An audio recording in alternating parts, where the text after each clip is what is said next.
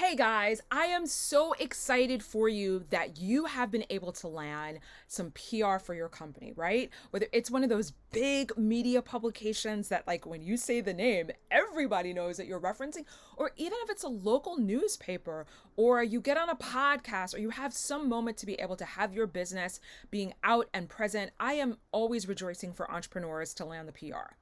The problem is that far too often as entrepreneurs, we land the PR and then we don't know what to do with it. So this question today was inspired by a good friend of mine who has this amazing service-based business, and she landed some hot, I'm just going to say it, some super hot PR, some press for her business. She was actually interviewed for this major publication. And now the question comes up, well, okay, this is great, but like, how do I make money from this? Like, what am I supposed to do now to be able to get this to turn into actual cash, into actual profit? So I'm going to give you a couple of things that I want you to take into consideration. They're helpful for you if you've already landed it, or if you're trying to set yourself up to land PR. And listen, this is the game changing information that far too often is not being talked about. You may not have a background in marketing. You may be like me and like just you wanted to run a business and you wanted to set up a service based business and you're thinking there's got to be a way to do this. And now you're in this marketing lane and there's not a lot of clarity on really how to make this thing work. So I'm going to give you 3 specific steps today that if you land PR for your business, I want you to consider this if you want to turn that press into profits. All right. So step number 1. I know that we know this logically, but I have to actually put it in writing. Press and public relations is only one, and I'm going to repeat it, one type of marketing for your business. And I tried to put a few other options here on this chart to give you some ideas.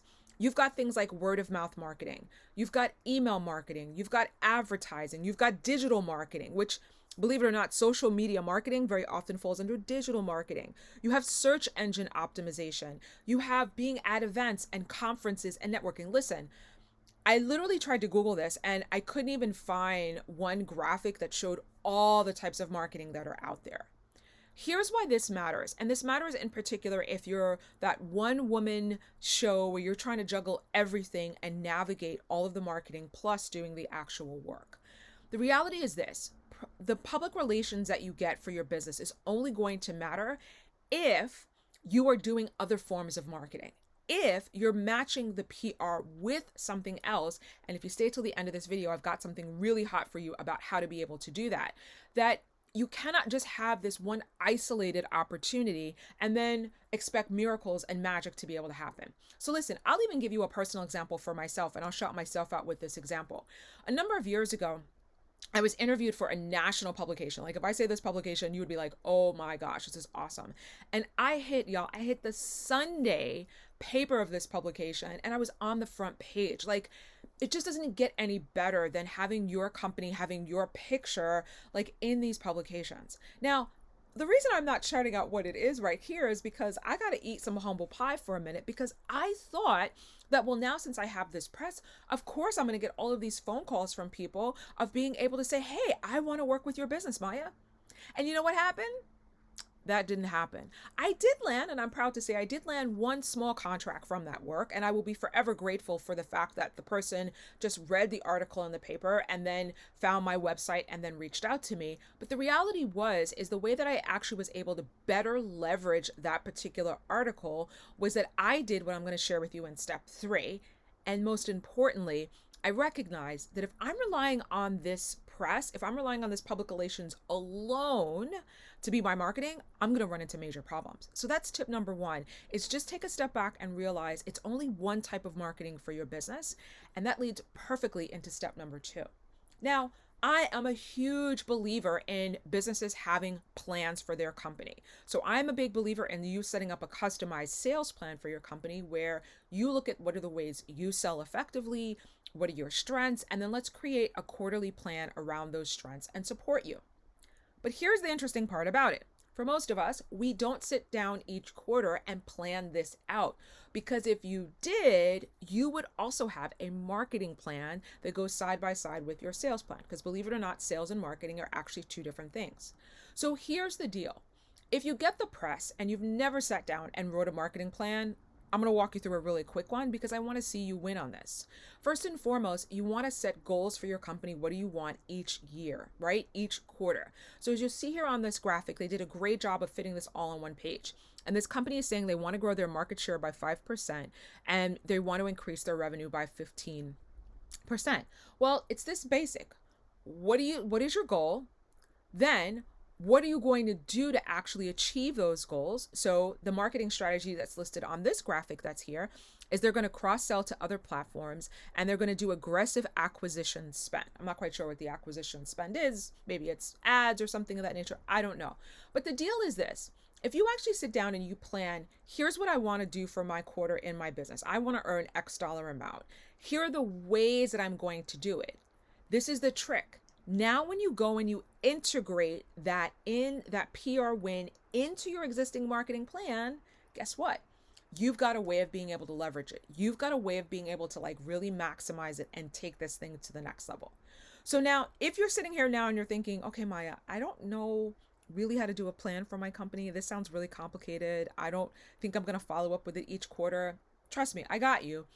I want you to consider just starting with this next step as one of your first steps around creating your marketing plan. Because sometimes you just got to take action around these things. It's messy. It doesn't look really good, but who cares? Because at least you're taking action. And if you can take consistent action, you can then start to see the wins come out of it. If you have zero marketing done in your company right now, you do not have a marketing plan for your business, you don't have a sales plan for your business, you can at least do this. I want you to go through your inbox and I want you to tag all of your friends, all of your mentors, all of the people who actually care about your business and create a list. And here's the key. This is your buzzworthy email list. And let me be very clear and distinguish. This is not the list that you're going to send out to that you're like, hey, buy my product, because that's not what this is all about. But it is a way to communicate and share the buzz. So this is a common tactic that I often see that people in business schools will do when they're really on their networking game, or you might have a handful of folks in your network that are like A1 networkers, like they are always on their game talking to people. And what they'll do is this: every 6 months, every year, they'll send out a newsletter and say, hey, here's what I've been up to in my company, here's what's been happening, this is the wins we've had, blah, blah, blah, blah. Well, why don't you do that for your company? And I'll tell you the benefit of doing that. Even though this list may be just friends and family, even though this list may be people that you think may not be interested in buying, you spreading the good news, you spreading the goodwill about what you're doing with your company is huge, because you never know where a connection may be able to connect you with somebody else. And that list, by the way, I found personally when I do this, that list is really, really awesome for helping me open up doors to meet other people who might be interested in my work, even though the person themselves that I'm emailing, they probably know what I do. They may or may not be interested, but they can help me find others who are, right? That's how you turn that particular moment into the win. And what I did was, the very first time that I had this article done, I actually went into my Gmail. I was using Gmail, free email. Let's keep it real. And I just created a list in there that I've called it my PR buzzworthy list. That's actually the name of the list. And every time I meet a new contact or I meet someone that could be in that list, I've added them to that list within my Gmail account, so that when I do get my business gets some type of press or it gets something that's really buzzworthy, I can email that list out and let them know about the news. Now, I have to give you this caveat because I get it. You're not asking them specifically to buy from you. You're just celebrating that you've gotten this win. You're celebrating that you've had this moment. By the way, some good people too to put on your buzzworthy email list are former clients, right? Because they already know your work is really good.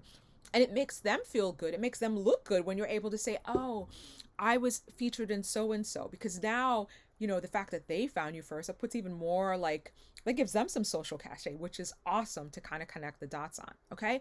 So this is the deal. Even if you don't have a marketing plan, you have no idea what to put down, you've never thought about it, I highly, highly encourage you to create this list. And then every 6 months, every year, or if you get some really, really, really hot buzzworthy news, email that list, y'all. And be clear. I know for many of you, you'll immediately go and post this to social media. And I'm not saying not to do that. That's a good thing. But on social media, most of your fans are not going to see it, to be frank. Like, they're really not going to know that you made this accomplishment happen, because They're not paying attention all the time to social media and the way the algorithms work. Like, it's only a percentage of your market that's actually going to see that win happen. You have way more control over it if you do it via email, or some of you I know are super, super savvy and will do it via text. Either or option, I think, puts you into the position that now you will know the people who saw this win happen. You'll be able to share it with them directly. And ideally, this can help open up some doors in the future of referrals that they can bring to you. But I got to give one final caveat about this.